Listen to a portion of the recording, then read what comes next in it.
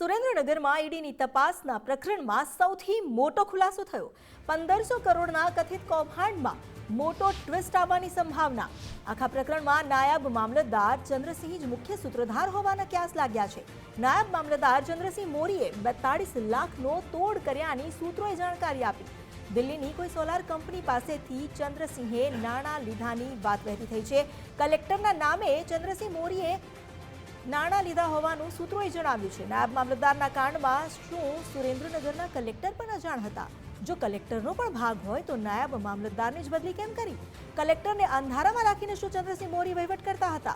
Social media પર viral છે એ list પણ 2024નું હોવાની ચર્ચા છે। જો લિસ્ટ જૂનું હોય તો એ સમયે કલેક્ટર રાજેન્દ્ર પટેલ હતા જ નહીં। સૌથી મોટો સવાલ, શું ચંદ્રસિંહ મોરી જ પોતાને કલેક્ટર માનતા હતા? ચંદ્રસિંહ મોરી હાલમાં ઈડીની કસ્ટડીમાં છે।